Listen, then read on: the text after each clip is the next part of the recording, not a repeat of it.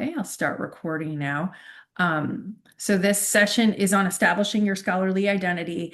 I did this in response to over the summer, we sort of had these pilot workshops between the library and the graduate school, and I had the students that came over the summer expressed interest in kind of learning how to build their profiles as scholars, as researchers, because there is more to it than just like sending out an article for publication.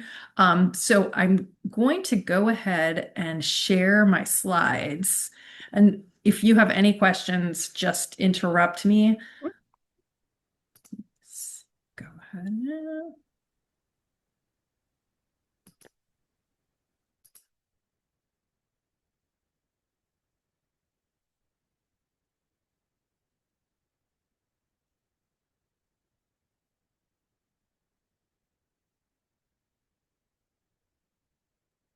Sorry for the delay, having a little.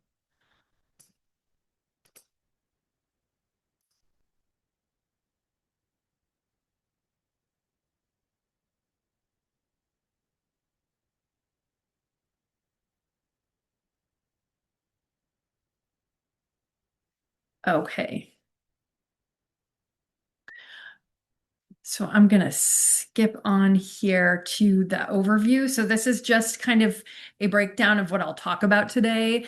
And if, it's just, if you feel like, since it's just you want to end early, you want me to skip through something, I can be very flexible since, it's all about you.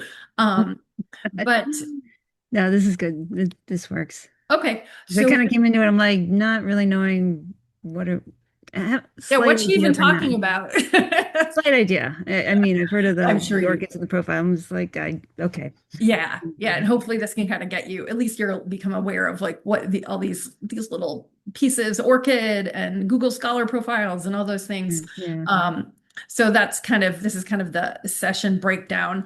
Um, and so I just usually wanted to kind of lay out what that scholarly identity is. And of course, that's not something that we talk about with undergraduates. This is only at the graduate level we start kind of pushing into this area.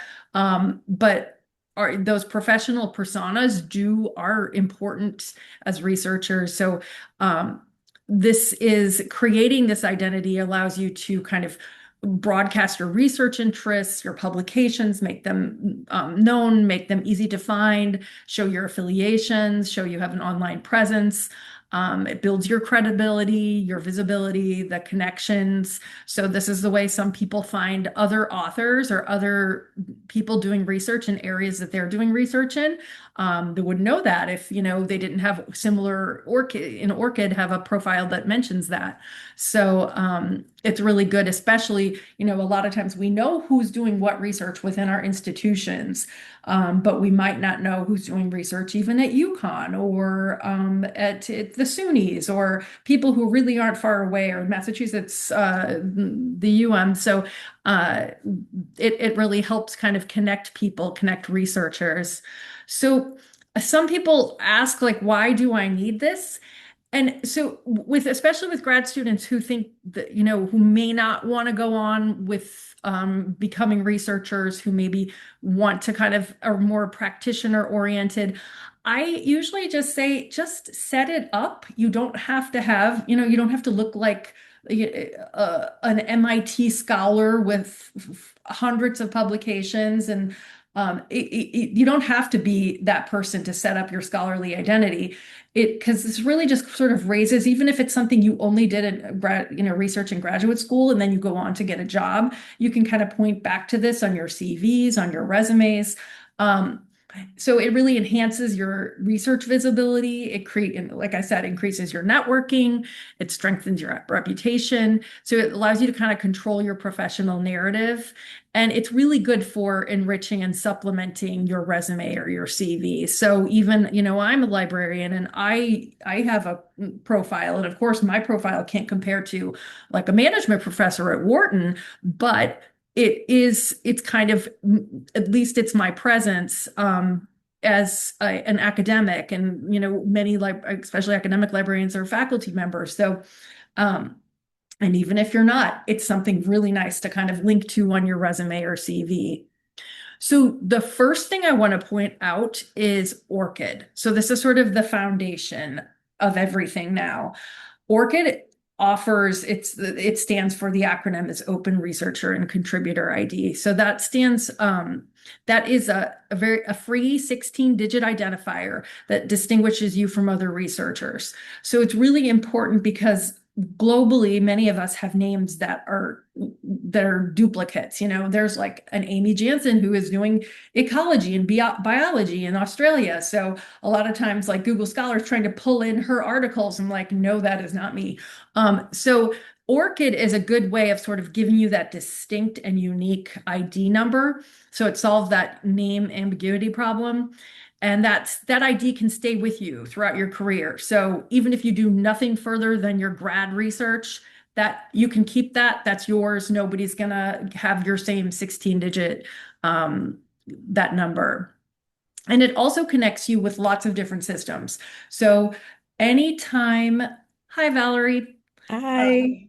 So anytime you want to submit an article for publication, they're going to ask you your ORCID number. And so ORCID allows you to, it allows them to link to your research profile, and they know that that's you, not just another Amy Jansen when I try to publish an article. So just to kind of show you, so to register, you would go to this link and let me see if I'm going to put the link to the slides again for Valerie in the chat, because I don't think you get to see things that happen prior to you stepping in. So that's a link to the slides I'm using. So for ORCID, that's the link where you would register. And I'll just show you for the sake of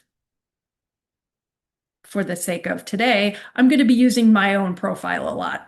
My own profile is nothing impressive, but at least it gives you kind of an idea. So I'm going to sign in as myself and just kind of show you what ORCID looks like. So you can link it to whatever email addresses you want. I have both a personal one and my institutional email address. I don't really use my ORCID profile as as my resume. I have kept my employment. I've worked, as a business librarian for quite a few years. So, but I've only put Southern Connecticut State. Other librarians I've seen have put all of it's completely up to you. I feel like I have a separate CV for that. So this is all I put here. And then it asks you to list your education, your qualifications. So I just kind of went down and put those in. Some professional activities you're involved in. I'm heavily involved in BRASS, which is a subsection of ALA's Reference and User Services Association. So then you can even put in grant funding. So another faculty member and I at Southern have gotten a couple grants, and then you can add that there. And then it also tells you the source. So I've inputted that myself. For some things, you'll find that certain publications will automatically populate once you give them your ORCID ID. It'll automatically populate. So let me see one of those. So okay, these are book reviews that I've done. And then these are actual articles. But so for this article that I wrote with a colleague at Southern, that actually came from Crossref. So some of these I submitted myself because the Journal of Academic Freedom, which is AAUP, the union's journal, they aren't really indexed in Crossref. So some of them you can put in yourself, like conferences. If you do a presentation or a paper, sometimes it's hard to get those, that's not going to be listed in like a big database like Crossref or Web of Science or something. So that you can put all of that stuff in yourself. And I'm trying to see if there's anything. Oh, the other thing it will do is it will add peer review. So this is an area that, there's a lot of kind of discussion of this because every journal is in desperate need for peer reviewers. It seems like it's a sort of a thankless job. It's a lot of work. You don't get lots of rewards for it. But ORCID does make it possible to kind of add that to your research profile because it is great experience. I mean, to see what others are researching, to kind of review their work. So I have done some peer review for this for the Journal of Business and Finance Librarianship and the Journal of Leadership Education. So those two are populated from from both of those journals. So this is just kind of an example of what an ORCID profile is going to look like. And again, this is my fairly limited one. I'm a librarian. I am not, a heavy duty researcher. I do some of my own research, but I don't do what you might find here from a big name researcher from MIT or something like that. So that this is just sort of a glance at an ORCID profile. So that's something you can set up right away. And I would say, even if yours has only a few things, when I started mine, I had like 3 entries in there. And I've kind of built it over the years. So anything that you're working on, you can add it there. It doesn't have to be something formally published.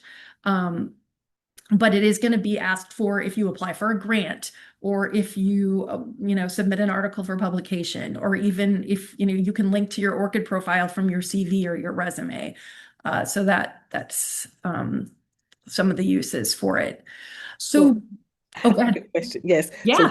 because I stepped on late, so I apologize. Mhm. I was finding parking and I'm on campus. So ORCID is like a research registry. Is that what it is? Yes, Okay. yes, exactly. So it allows you to, I can just go back.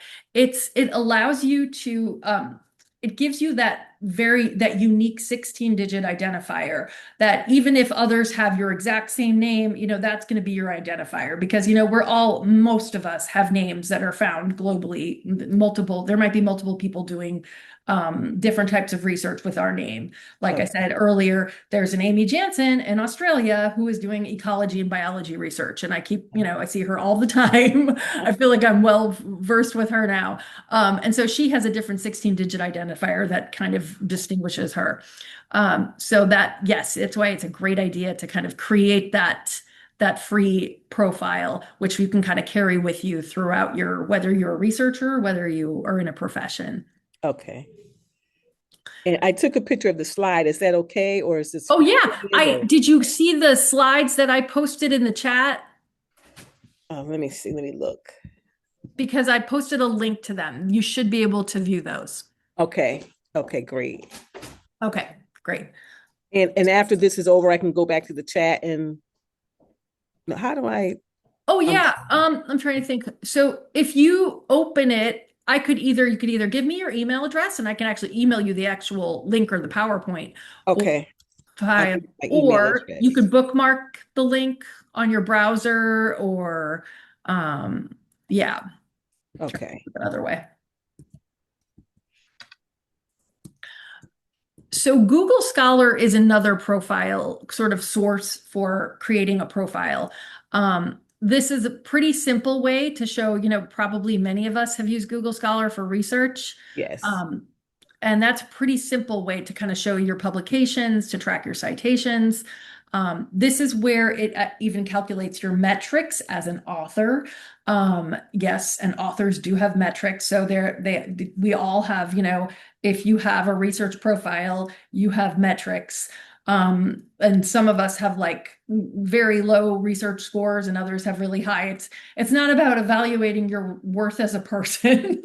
It's about, have you published a lot and have other people cited your stuff, basically. Okay. So that allows Google Scholar it's similar to ORCID, but it's kind of linked into the web of Google Scholar. So I'll just kind of show you what that might look like. So when you go to Google Scholar, you're going to see on the upper left-hand part of the page, my profile. Mhm. So if you haven't set this up, this is not the account if you haven't set this up, it's going to ask you to do so. Mhm. I don't know what, I thought I had this all logged in. Might have to show it on Chrome.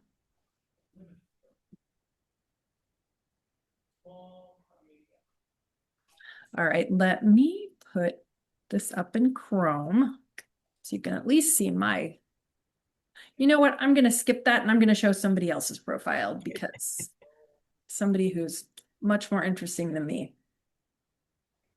Okay, so once you set up that profile from this web page, and this is also where you would log in, but for some reason it's not wanting to log me in. I think I was using my my other browser to do that earlier. So I'm going to look up somebody I know is on here and who I follow. His name is Ethan Mollick. So at the top, so if you would search for somebody, their user profile should pop in. So you know, if you know a researcher or somebody who you know is a scholar in a field, likely they have a Google Scholar profile. So I know that Ethan Mollick is a professor of management at the Wharton School. So I'm going to take a look at his. So his profile is very, very impressive. He has all types of metrics here. He has gobs of citations. His H index, which I'm going to talk about in just a second, is high. His I-10 index is high. I'll also talk about that in a second. So you can kind of sort by year if you want to see what the person has done recently. So again, this is an example of somebody who has a very high profile. He publishes a lot. He's well known in social media. He publishes a lot on AI. He has a really famous blog. So that's one example. Maybe if I just type my name here, it'll show, you can see a much more humble profile. Okay, so it does show me.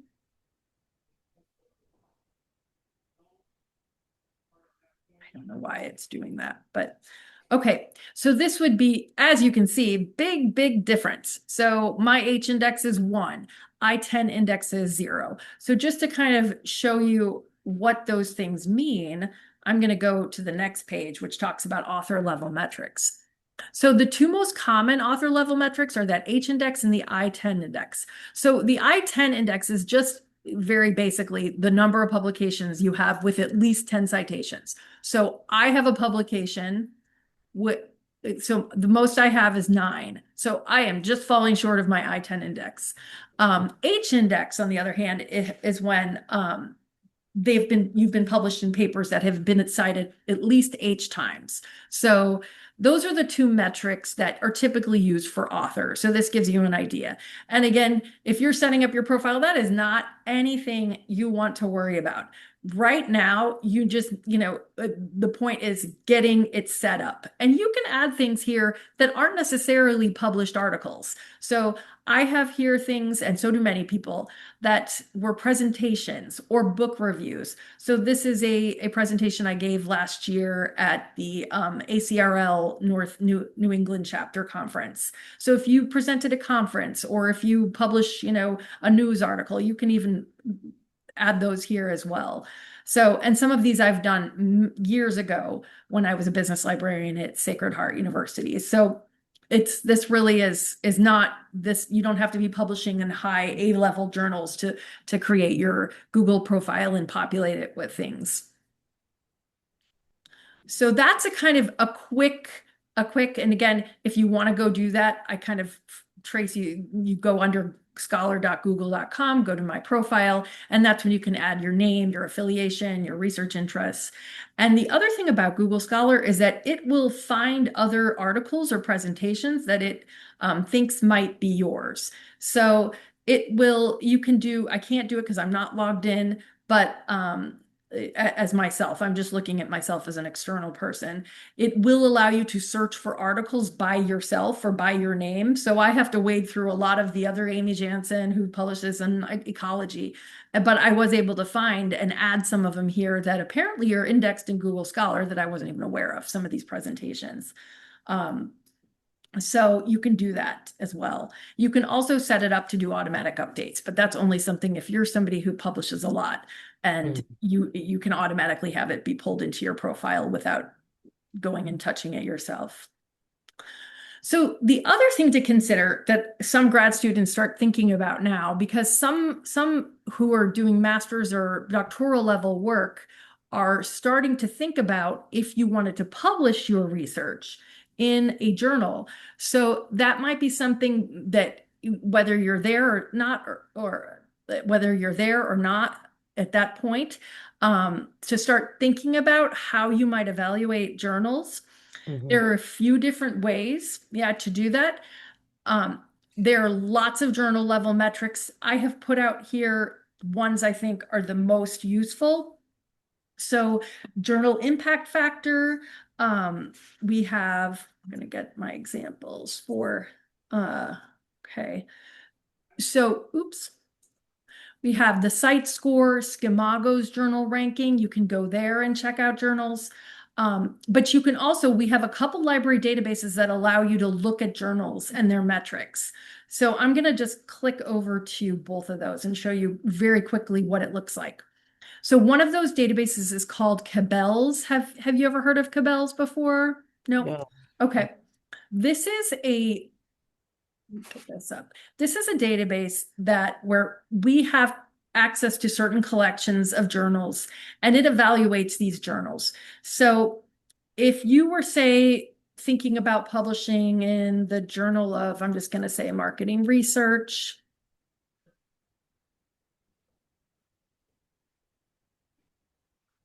It's going to find your match.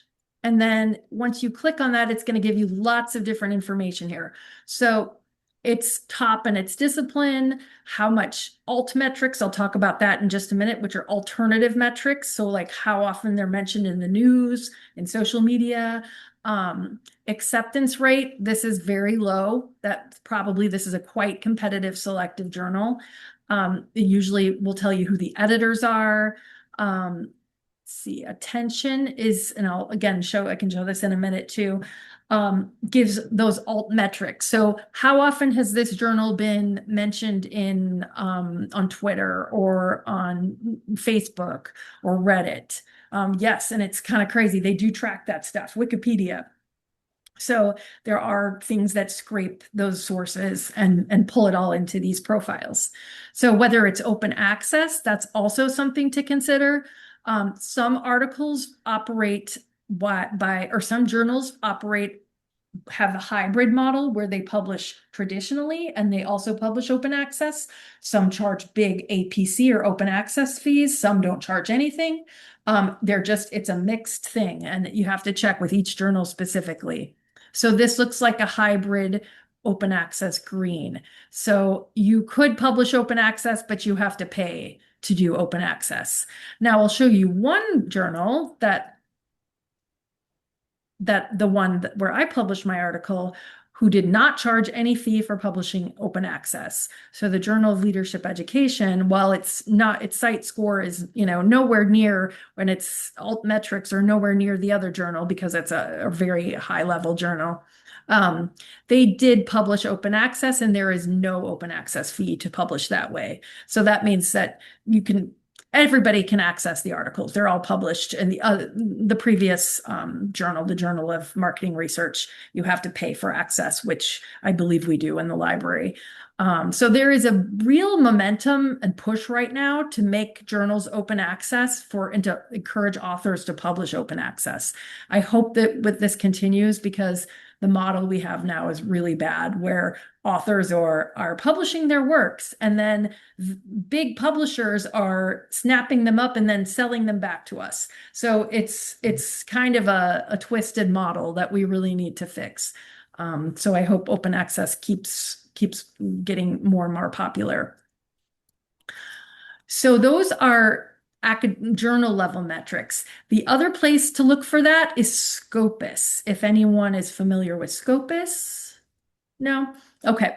So Scopus is a huge database, very comprehensive, has lots of stuff. It's on our A through Z database list in the library. It's abstracts and citations. So it does not have full text. So that's the one disappointment that a lot of people have. But researchers use it extensively to find, just because it's so comprehensive, the net is so wide with Scopus. And most of the journals that are published in Scopus are vetted and have to meet certain criteria. So a lot of people do trust Scopus when they're doing research, especially for graduate academic level, faculty academic level research.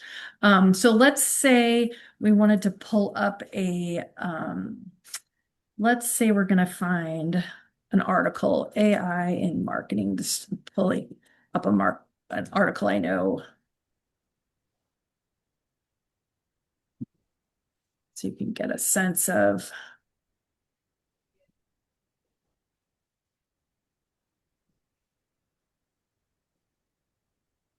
Oops, I guess I have to.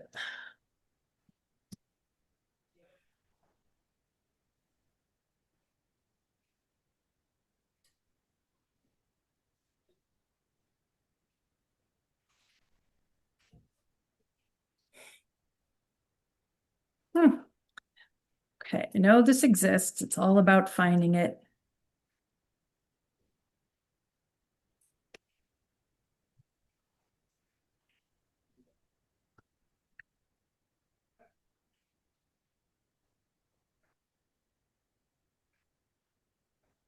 You know what? I'm just going to take any article. Even if I can't find mine, not mine, but one that I was going to use.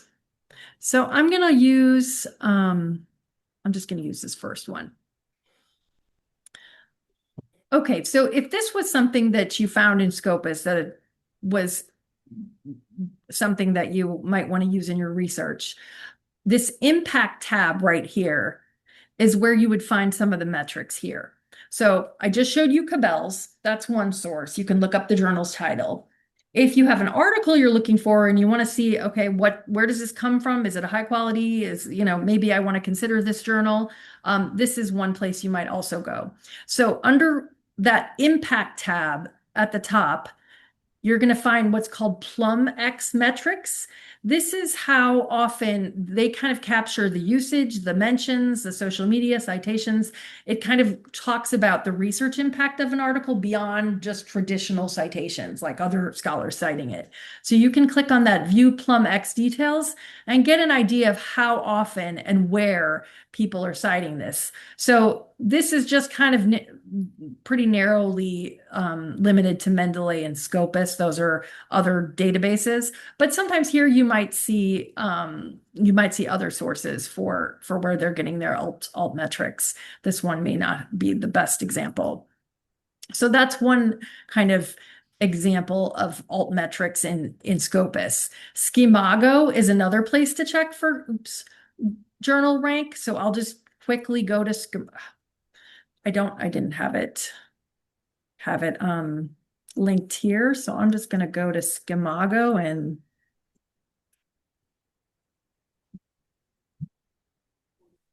so if you know there's a journal you're thinking about, the Journal of Marketing Research, let's say I'll try that one again. Now, this is not a database that's proprietary. So if you leave Southern, you're no longer a student, you can still access this. This is available for everyone. They scrape all of their data from Scopus, I believe. So just remember, this one is not something that you have to get to our A through Z list and log in, which you do for Cabell's and you do for Scopus. We pay for both of those databases. As you can probably tell, you have to look at these ads.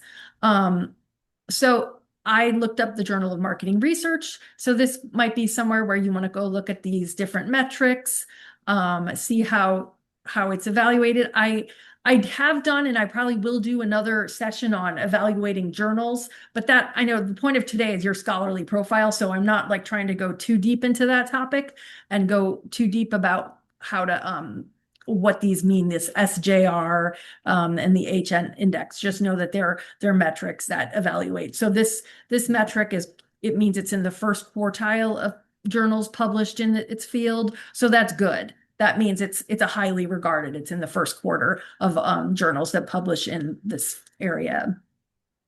So Schemago is that last one. And again, these are all mentioned on the slides. So I know I'm kind of throwing a lot at you, but this is all kind of, I follow through on the slides with this.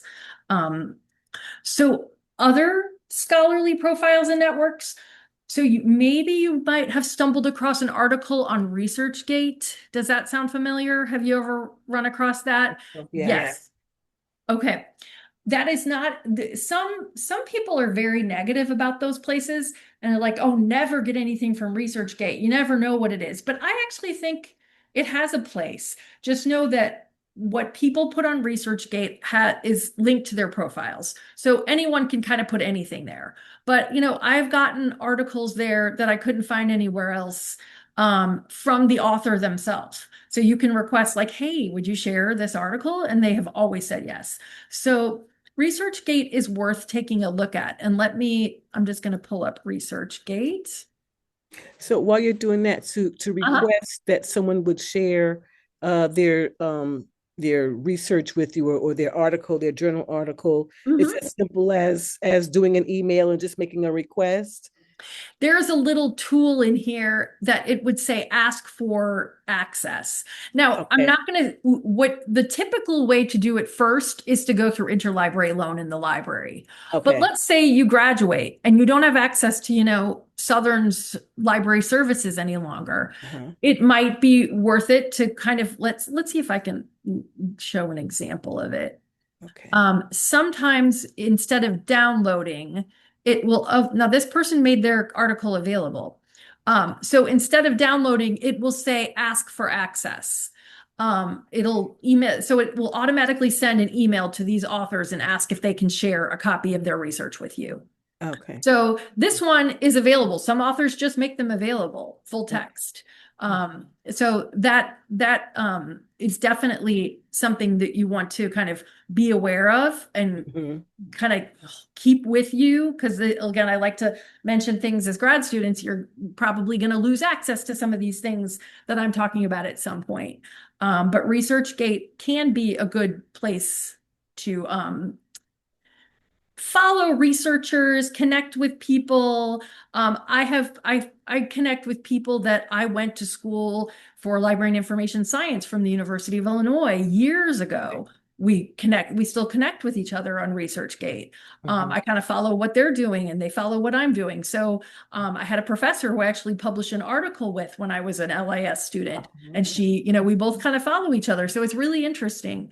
And I've been able to do that regardless of where I worked or what institutional access I had. Okay. So just keep in mind that people post their own stuff. It might not be a peer-reviewed article. You don't know. It could be it could be a preprint, something that hasn't been published yet. So that's just why some people are a little hesitant to kind of recommend to students when they're doing scholarly research to kind of be wary of what you find on ResearchGate, because anybody can kind of post anything on their profiles. Okay. But you might want to set up your profile in ResearchGate or at least think about it, kind of look into it. Okay. All right. So that's one. And I haven't done this yet, but I know some who do an academia.edu. It's very similar. It's just an academic social networking site. So that's just, I think it operates very similarly to ResearchGate. So the other place is LinkedIn. I do think it's useful, as annoying as LinkedIn can sometimes be. Are you both on LinkedIn? Or I am on LinkedIn, but I don't go out and look at it. yeah. Yeah, same here. Yeah. Okay. That's There, probably and I better. forget about it. It's people like to criticize LinkedIn also as like it's like there's a lot of kind of people like to go on there only when they want to brag about something or when they want to say, oh, I got a new job. Oh, I published an article. But it still has, I think, worth for professional networking. There's so many other librarians I stay connected to on LinkedIn. And most people are, for the most part, not doing that. But it is also a way you can share actual research and publications. And it's very highly recommended to say like undergraduates who are just getting out there, just graduating, looking for their first jobs, trying to connect with people who don't have, like little ecosystem around them yet. Right. So yeah. Institutional repositories, many universities have this.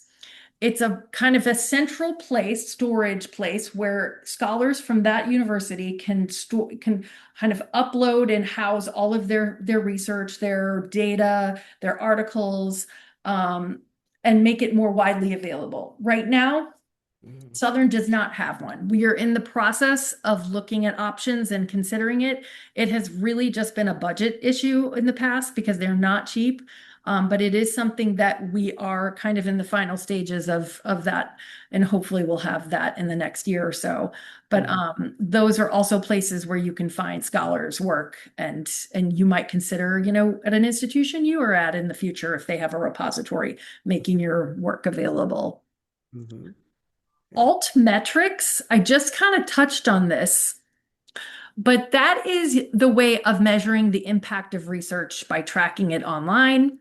It kind of is beyond the traditional, like, how many people cited my article in their articles. It goes beyond that. Like, it's like, did a person on Instagram mentioned my article in their post? That's the kind Mhm. of thing that Altmetrics captures.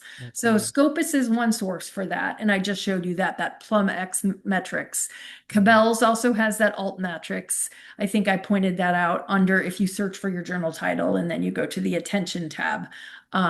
It also will show you who's engaging with your work or the work from that journal. Mhm. So that's something to be aware of also. I always wondered how when you go look out on Google Scholar and you see the citations and it'll show you the number of times an article was cited. I always wondered how those things were captured, and like if I'm doing my research and I cite something, for a paper I'm doing in my program, does that get recorded somewhere or, It will if it's published. Yes. okay, so published, so those citations are citations for published articles. Yes. So Okay, whenever one published article cites another published articles, they kind of all feed each other. Yes. got it. Got it. Um, so things that are, of course, an article published in 2010 is going to have many more citations than an article published in 2024. Mm-hmm. Um, Mm-hmm. and it isn't the only metric you want to look at because some people just publish in areas that are very niche and just don't have wide readership. So it doesn't always mean that something is terrible if it isn't cited many, many times. The other weird thing with citations and linking is retractions. So retractions are articles that have been pulled after publication for some reason or another. Mm-hmm. It's been determined that their methodology was bad. They didn't properly document their data. They didn't make their data available. They maybe doctored their data. Oh. There something in the research process or in the writing process, maybe it was not plagiarized, but it's found in other sources. There are so many reasons why an article could be retracted, so I can't even describe them all. But those articles, those retractions take years to happen. So it could be 6, 7 years till an article is finally pulled down. And in the meantime, people have Oh. cited it many, many times. And so it's a real problem. You have articles that are just not high quality research, and they have been cited thousands of times and they've been retracted, but people are still reading in them and still citing them. So it's Wow. definitely because it just takes so long for the editorial board of a journal to take them down. It's a slow process Yeah. to get that to happen. So yeah, probably more than you wanted to know on that topic. Yeah. Well, how I wonder, and maybe this is a conversation for another time, but how do you um kind of, if you're doing some research, how do you know that you're not citing something that's going to be retracted or is in the process of being That's a great retracted? question. If it's in process, it's really hard. It's almost impossible. Okay. I'm going to see if I can find an example. Most databases now will, let's put in, I'm trying to think I wish I had an example of one. Uh, let's put most Southern Search, which searches our entire library collection, Mhm. will have language that says retracted. Oh, here we go. Okay. I just want Oh, to find okay. something that So if you stumbled across this article, you at least would see this on in our collection, our Southern Search catalog retraction notice. Most databases will also have that. Some kind of, and they usually try to make it pretty apparent, like retraction notice, in big red letters or something like that. Now, if it's in process, if it's not been established yet, that won't be there yet. So, this article is from, this is very recently. So that's impressive I don't know if that retraction came in 2025. Usually it doesn't happen that fast. But there is and just for, if you're interested in this topic, there is a website called Retraction. There's a group of volunteers that run this. It's called Retraction Watch. And they have lists of authors who are kind of notorious for publishing retracted articles. Oh, wow. So they have a kind of a daily or weekly newsletter I subscribe to. It kind of gives me an idea of what's going on in this retraction world, because it is a pretty big problem. But it's retractionwatch.com. Okay. But that's a really good question. Yeah. Mhm. So I don't want to, okay. I thought it was 554, not 544. So open access and author rights. Open access is, obviously I've mentioned that it's publishing, making your research freely available. So there's lots of different ways to publish open access. But the thing I really want to stress is your author rights. So if you do decide to publish in a journal, or really anywhere, just remember that you own the copyright to that work. And when you're published, you'll be asked to sign a bunch of things, and you want to take a close look at them and ask questions, because it's a copyright transfer agreement. So it's important to know what you're signing when you're doing that. Okay. So what rights are you transferring to that publisher, and which ones you're retaining? Some allow you to add an addendum where you retain some of the rights that you have to your article. So you can post it on your personal website or your institutional repository, or you want to publish it in ResearchGate. But sometimes you really have to add that addendum. Sometimes, authors try to publish it on their personal websites, and the journal's like, no, that's our article now. You cannot do that. And you signed right here. So just be careful, if you get to a point where you're going to publish, what you're signing. And if you don't understand it, ask questions. Don't feel bad about doing that. Ask them questions. Okay. There is more about this. ACRL, probably Kelly's aware of who ACRL is as an LIS student, is the Association of College and Research Libraries. They have this scholarly communications toolkit that's quite good.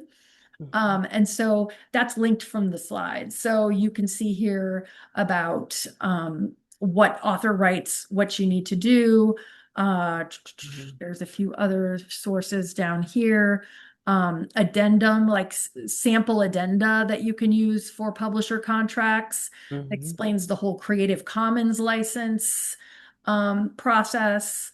And it also describes what the whole manuscript versions mean, like preprint. What's a preprint? What's a postprint? What's the publisher's version? So I found their toolkit to be really good and to kind of answer a lot of questions that authors might have.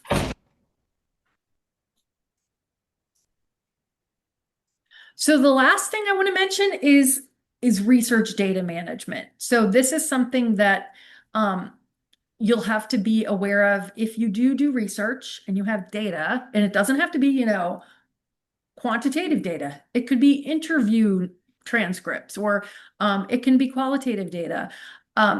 So this is the process of organizing and storing and preserving that data. So you want to get into a good practice where you're kind of preserving the integrity of your data and the reproducibility. That's the big thing. If somebody does research and they make their data available, could somebody else look at their research, their data, and come up with the same results? So many funders now are requiring that that you have a plan, a data management plan as part of a grant application. And so also if you submit an article for publication and you use data, they also want to see that during the peer review process. So they're not just going to kind of rubber stamp and say like, oh, they refer to their data that's housed on their own personal laptop. No, they want to see it. So many publishers are going to ask for that. And you can find that on more about this also on ACRL's really comprehensive website. Or really, it's more like a LibGuide or research guide that talks about different tools, different trainings, templates, DMP templates. Probably all this is more than you need to think about right now, but just know that this is here if and when you need it, how to kind of manage your data. And you can also talk to one of the librarians, and we're happy to help you with that as well.